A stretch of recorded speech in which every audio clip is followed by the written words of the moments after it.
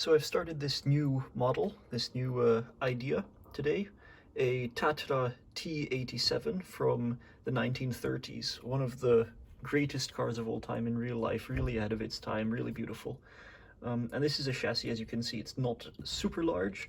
It has steering in the front, independent front suspension, swing arm rear suspension, which is realistic to the real car, and even a little V8 piston engine behind the wheels.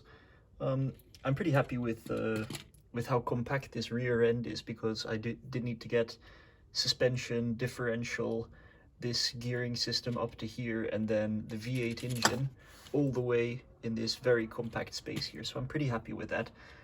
However, I was going through my parts and realized that I had 4 of these wheels, which, if we fill it with one of these little round inserts, it can actually sort of look like a white wall tire. And I think I would like to do this because this has this is narrower than the wheels that I have here, and possibly a better aspect ratio. But it's also smaller in diameter, so I would need to decrease the overall size of the car. Now, length is easy to change, width is a bit more difficult, but I know that I can decrease the width of the rear track by 2 studs, and I might be able to decrease the front track by 2 studs as well. I'm definitely going to try that. So I removed this start of the bodywork here, and then I put on the small wheels, and it looks very ridiculous now. My idea was that I could reduce the width of the rear by removing this bushing, which was in there, and then now I could use a 4 long lift arm here instead of the 5 long, and then the width of the rear end could be reduced by 2 studs. Unfortunately, that is completely wrong, because if I remove this here, you can see that there's nothing stopping this axle from just falling out, and we can't have that, and I can't see a solution to this problem other than just keep it the original width. Okay, so this is the solution that I've come up with. It's definitely not something you'd see on an official set, although I don't think it damages the parts, so I'm okay with doing it. So I've used the really narrow rims. You can see here, I've used these really narrow rims, but with wide tires on them, so there's a little bit of tire bulge on the sides here. That gives 2 advantages. In the front, it makes it a little bit narrower. On the back, it makes it a lot narrower.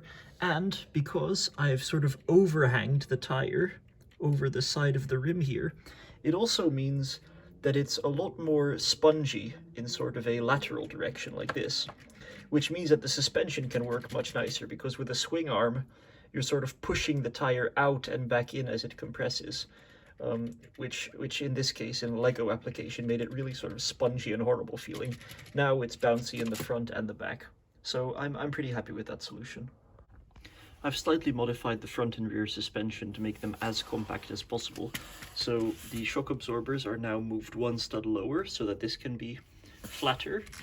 And in the rear, all of these suspension braces and things are moved further back. They just barely, you know, leave space so that the engine is still visible, but there were 2 or 3 studs extrusion here, and by moving this back, it means that we can actually have the trunk, which on the Tatra is behind the rear seats and in front of the engine. So there's a lot of space there now. So I built this rudimentary bodywork in kind of the same way that I did on my Citroën DS models. It still has all of the same functions, still works fine, and as you can see, there's going to be quite a lot of space for an interior. I'm not completely satisfied with the shaping. Somehow, maybe it's because of these wide tires, but the whole thing just looks way too sporty. It doesn't look like a real 1930s car at the moment. So I'll keep tweaking that in the days to come. Well, here you see a rather sad carcass of the previous model Tatra, and that's because I wanted to build a much more compact version.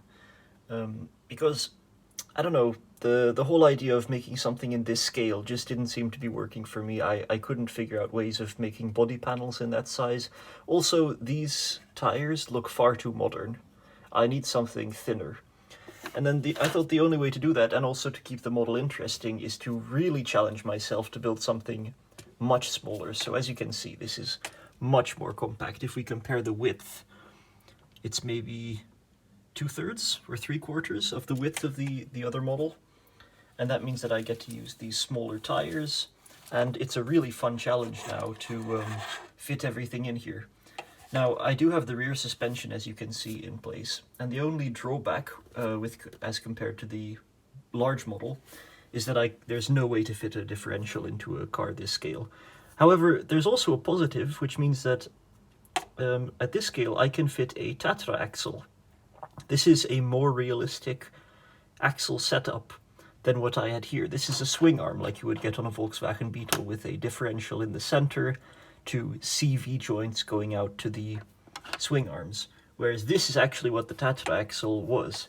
The two wheels are slightly offset. Maybe it's a little bit too much on my model here, but that's realistic. One wheel is slightly behind the other, and you have this system of bevel gears transferring power to the wheels. So in many ways, this is actually more realistic than what I had on my large model. Now comes the challenging prospect of building the front suspension, which at this scale is going to be immensely difficult. Okay, so this is what I've ended up with. Now, the front suspension is heavily compromised. Unlike the large model, which you can see here has proper rack and pinion steering, just like the real car. This one uses a rather crude, sort of just one lift arm here for the steering system, although the suspension is independent, so at least that's somewhat realistic. And then I'm pretty happy with the rear end, like I mentioned earlier. The biggest visible difference, since you last saw it, is obviously these green seats, which are actually realistic. The Tatra did come with green leather. However, much more work went into actually perfecting this front suspension system. It might not look very different to how it did last time, but everything has been reworked, so now it works smoothly, and it's pretty rigid, and I think it's a nice compact solution everywhere. Genuinely, hours of work went into that, and it doesn't look very different, but that's the way that it goes sometimes. Now, it's been about a week since my last little update for this video, and not much has happened, and honestly, I think I would need to order more parts in order to finish this model, so I think that's where I'm going to leave this video for now. Let me know if you guys are actually interested in seeing more of this model, and actually let me know if you're interested in instructions, because I truly believe that I've pretty much perfected this chassis to a point where people might actually find it useful to build it, especially given that it doesn't use any rare parts. I mean, even though it has suspension, it's all very standard pieces. There's actually no ball joints in this entire model. So yeah, let me know what your opinions are on those two things. And thanks for watching.